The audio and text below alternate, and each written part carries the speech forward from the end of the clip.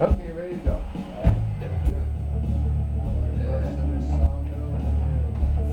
It's coming through About right. in the air.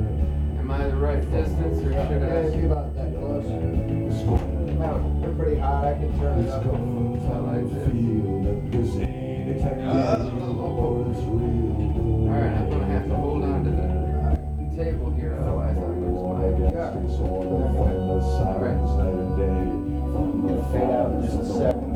From the ashes of the game. Democracy is coming to the USA.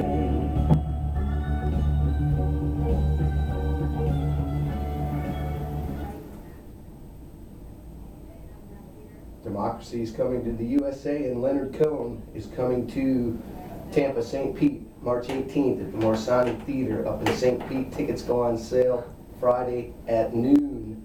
Leonard Cohen's high on my bucket list of concerts to see, so Joe and Miss Amy will definitely be there. And if you're a big Leonard Cohen fan like I am, or Ronnie Blumenthal, our friend of Local Matters, Leonard Cohen tickets on sale Friday, 12 o'clock at the Strauss Center in St. Pete. We now welcome in City Commission candidate Pete Theisen, who's been on Local Matters twice before.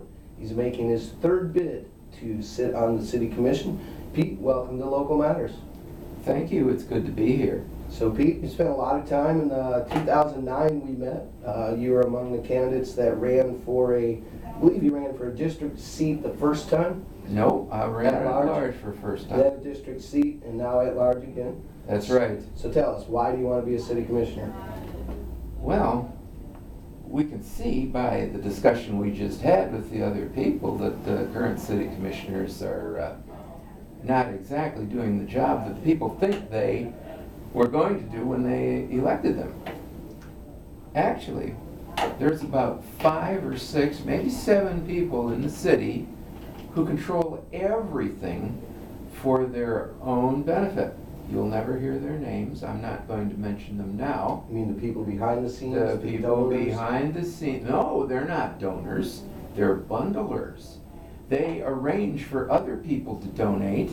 I'm not saying that they reimburse those people in cash, but you can't exclude the possibility. And of course, if they did, it would be against the law. So it will never be admitted, even if that's the case, and I don't know how you'd prove it if it was in cash. And that's one of the disadvantages you face if you never had the kind of campaign chest to work with for advertising that some of these other candidates have had. Well, you see, I wouldn't have, because I'm in favor of everyone's interest, not just those 5 or 6. And that's not what the big money wants. The big money wants what they want all the time, no matter who it hurts. In your opinion, what should our city commission be focused on? What do you think are the important issues facing our city? Well, I think the most important issue that's facing it right today is a $459 million in deficit. And that $459 million 2 years ago was $180 million, and the $180 million deficit was being retired at the rate of $5 or $6 million a year, or so I was told. Now, 2 years later, which it should only be $170 million, it's $459 million. And most of it, of course, is pension obligations, which just not there. They went for actually 50 years, maybe, just on the assumption that things would always be getting better and better and better, and they didn't need very much reserves. And this was being told to them by the government pension board, GASB, told them, just do this, and do this, and you'll be fine. Now, a couple of 3 years ago, GASB said, whoops, we lied, and then this is what you have to do now, and it's kind of like an unfunded mandate, but they still have to have it. Yeah, they changed, it's kind of an accounting practice too. They changed how you account for your future pension liabilities, and that's brought up the big debate. Do we need to change the pension plan for our police officers? And I believe where it stands is the officers who've been there for a long time are on one pension plan. Now, are the new officers on a more budget-friendly plan, or is everybody still on the original pension plan? What's happening is everybody is mad at everybody else. And I think they have made a bit of a change just on an annual basis for the new hires. But the union has resisted changing the plan for the guys who are about to retire, and I say good for the union. This is a perfect example of why you have to have a union. Because if you don't have a union, the first time somebody starts lusting after your money is gone. Yeah, and the argument is it may be one thing to change the pension plans moving forward, but it's not fair to change the pension plans for folks who've been there 25, 30 years and are about to retire and are banking on an X amount of money in their retirement fund. Well, even if they're vested, even if they're only whatever it takes to be vested, I don't read the contract, but I know there's a certain cutoff point when you, matter of fact, I never got a contract. You know, it exists, but I don't have a copy of it. So let's say it's 7 years. Well, the guy's got 7 years in, he was expecting it to be under these rules, and then all of a sudden, you know, he's looking at his 7 years and he's looking at the next 20 and he's saying, well, now what do I do? And the city police sounds chauvinistic, but they're better adapted to city work. They're trained for city work. They've had the experience of dealing with the kind of issues they have to deal with in the city. You'll notice that the last 2 shootings were not city police. They're county deputies. County deputies don't have the same skill set. You know, they're more like, you know, taking care of high-speed chases and things like that. You know, so yeah, I think it'd be a big mistake to do anything to discourage the police, because that's what makes the community. It wouldn't be Sarasota if we didn't have the Sarasota Police. Although you mentioned the shootings, it is the Sarasota City Police who have been captured on video using excessive force. So let's not give the illusion that our city police department is without flaw either. Well, I would suggest to you that you look at that video again. Now, if you're familiar with video, for instance, the one at the bus station where it looks like he's slamming him into the wall, well, look at that closely. Actually, whoever edited that video dropped a few frames out. So in other words, the processing speeded it up. You know, he didn't put him to the wall with anything like the force that it seems to. You can see another example of that if you watch the movie Braveheart. And Mel Gibson directed it. He said in his commentary that he dropped a number of frames out of it to make it go faster. And that's what happens. I noticed that happens in my own videos. The YouTube processing will drop frames out and it looks like it's going like crazy and it's not really. You know, so that's one thing. You know, now the Childers one was a little bit, oh wait, it's supposed to be Childers. Well anyway, it was like he's supposed to have kicked the guy. Well actually it was more like pushed him with his foot. Now, I'm not saying Childers has done everything perfect, but to accuse the man of brutality, it's more like accusing him of negligence would be a more reasonable charge. And they acquitted him of everything, put him back on the force after a 2-year witch hunt. So, you know. But he did get 2 years back pay. Well, yeah. It doesn't help you pay your bills for the 2 years. Eventually.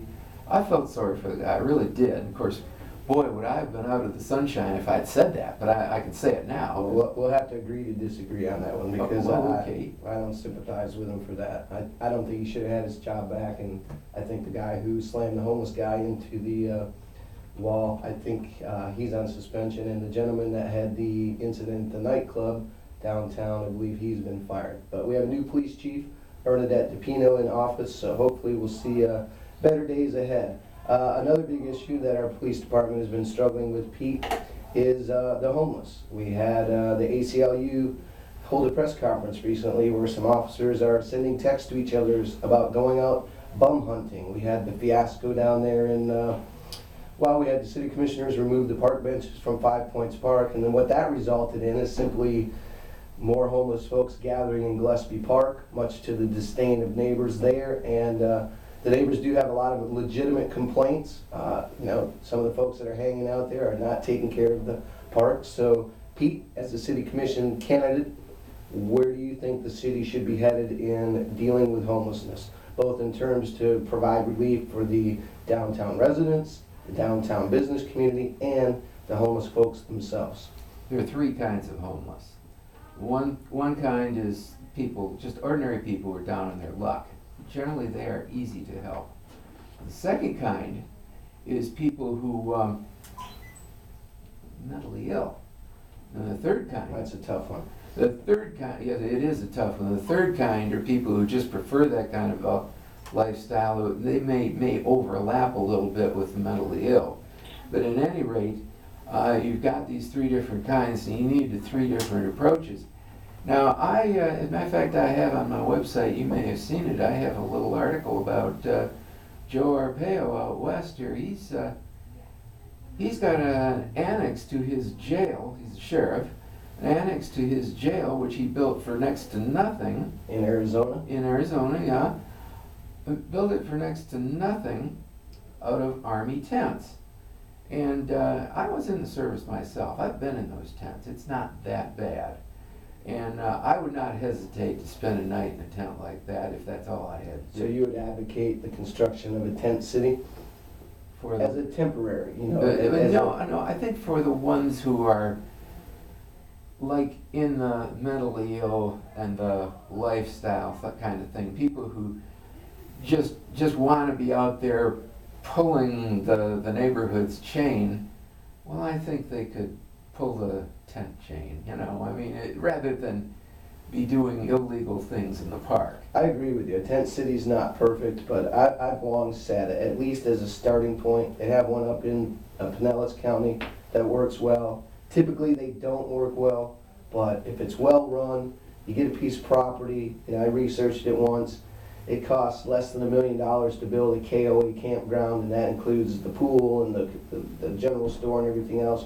You can spend a couple $100,000, find a spot a little bit out of the way, but not too far out of the way, and at least provide some emergency housing. We have a spot. Where's your spot? Next to the driver's license bureau. We've got 40 acres there that's Yep. fenced off. Back behind the road Back arts and all that? behind, yeah, well, it's a little more over there. There's room for actually all the tents we need. Now, the tents that have been criticized, the tent cities that say, oh, well, they've got problems. Well, those were Walmart and sporting goods tents. These aren't Army tents. Army tents are up there. They're suitable for pretty much anything you want to do. They are decent shelter. Matter of fact, we have whole cultures in certain parts of the world that's all they ever live in are tents. Well, we have shelter box communities in the wake of disasters. I don't know why we don't treat homelessness as a disaster. It is a disaster. It's well put. Yes, it's a disaster, and we need to go ahead and get those tents up and stop doing piece work and putting them in jail. They usually haven't done anything to deserve being put in jail. It costs less to shelter people than it does to $12 a day to feed them, because maybe $100 a day to keep them in jail. So yeah. Well, speaking of building things and putting things up, what are your thoughts on growth, development, managed growth in the city of Sarasota, Pete Theisen? We should have everything we can possibly have if we provide the transportation and the other infrastructure to support it. Infrastructure includes water, sewer, schools, libraries. We need to put that all in place before the building opens. They don't want to do that. They want to build right here within the limits of their property, and they want the community to provide all the feedstock from on the outside. And that keeps, putting pressure on the community for more taxes. There's nowhere to go on the roads. We're built out as far as, for instance, between the courthouse and that new building, where are you going to put 2 more lanes? Since you bring that up, let me ask you this. One of the hot button topics around town is the idea of putting a Walmart at the old Publix Plaza on Ringland Boulevard in the exact neighborhood you're talking about. And some folks, including Jerry Spartan and former Mayor Kelly Kirshner have read through the city building code, and they say the building code does not allow, just because there's a 95,000 square foot building there now, according to their interpretation of the code, that does not mean you can simply knock down the old one, put up a new one. So this is going to city commissioners. It was approved, the site plan was approved by the planning board, which is 5 citizens appointed by the city commissioners. It's now going to the city commissioners, who will ultimately decide the fate of this Walmart. Where do you stand on a Walmart in that particular location, Pete? Well, I'm ambivalent about it because I shop at Walmart all the time, and if that Walmart was there, that's walking distance from my house. However, I can understand the discussion that's being brought about by the people who live in close proximity to it, and by the way they want to cite that. They want to close off a fairly convenient path to the park from one neighborhood, and I think that might be unnecessary. They could find room for a sidewalk there. And another thing they want to do is they want to site the building, really the back of the building, too close to bedrooms. Right. My suggestion was they turn the building around and have the back of the building facing Ringling Boulevard. Just put up a little buffer wall or or little palm trees, oak trees, so that nobody's looking at the parked trucks. And then the trucks can come and go off of Ringling, and it's not going to bother anybody. So the back of the Walmart would abut back against the neighborhood? No. That's what the current. Well, law calls for, that's right? what So they're. you have your deliveries, your late night deliveries. I know one of the big concerns is this would be a 24-hour. Yeah. They call it a small super center. That's like saying I'm kind of pregnant, but it would be 24 hours. I am kind of pregnant. Well, congratulations. So the concerns are noise, 24-hour operations, a lot more traffic. I mean, I came in today on Fruitville Road, and I know that's one street to the north of Ringling, but Fruitville was very crowded coming in today. I have to imagine, if you've ever been in a Walmart parking lot, they are, I too shop at Walmart occasionally. I don't hate Walmart, but I don't know that that's a great location for one. Our city commissioners will decide it, but it certainly is going to add more traffic to Ringling Boulevard. I don't think you can argue that. Oh, I don't argue it. It would probably add as much traffic to Ringling as the Publix added to Wood Street. Nobody cared about that. I live on Wood Street. Well, that's not true. A lot of folks were concerned Yeah, about but that. nobody who had control of it cared about it. Right. As a matter of fact, about 20 years ago, there were two routes through the neighborhood. There was Bay Street, and then a block north, there was Wood Street. They closed Bay Street at East, and they put all the traffic onto Wood.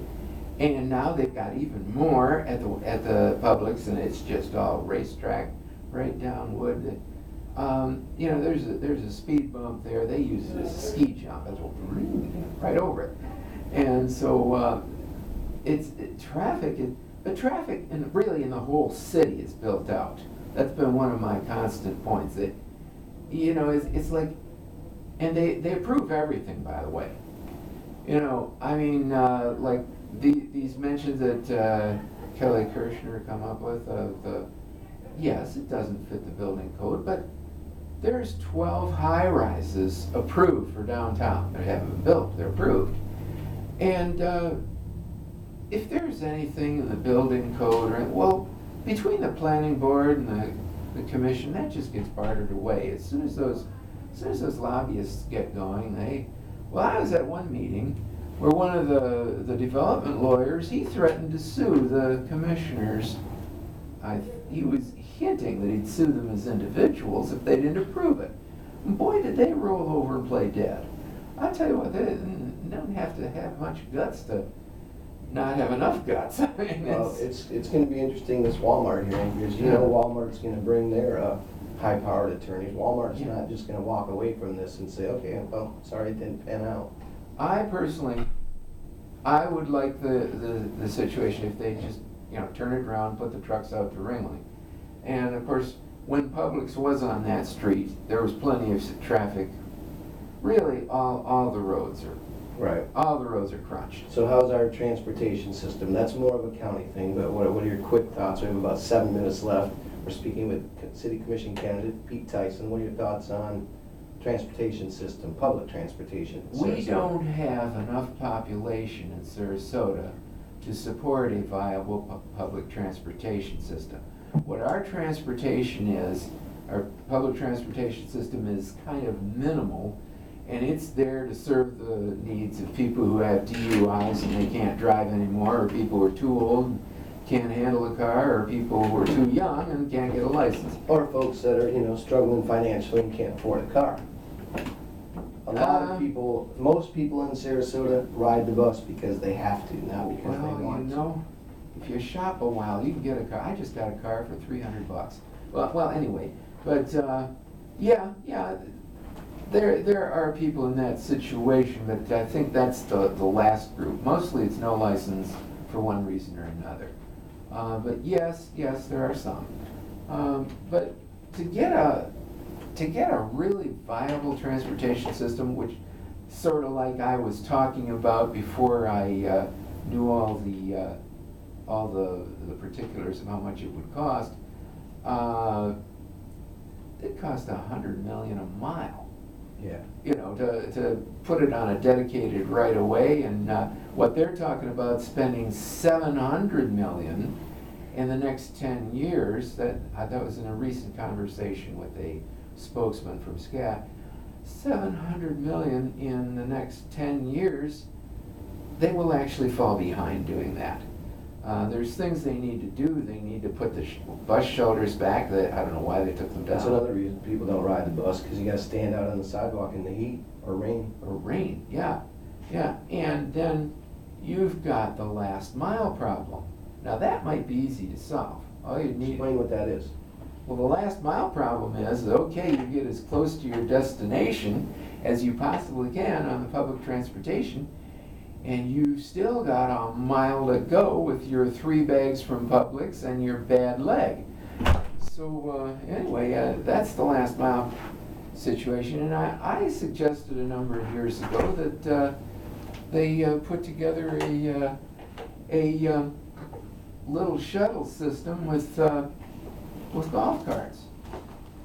I said, okay, well, you can walk across. He's watching that walk through his video. It's all right, but come on, she's up at 10 o'clock with a vibrational jersey.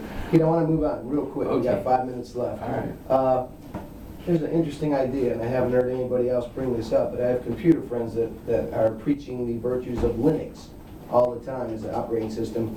You think the city should go to a Linux-based computer platform? Why? Well, Munich saved $11 million a year. A local, relatively local city called,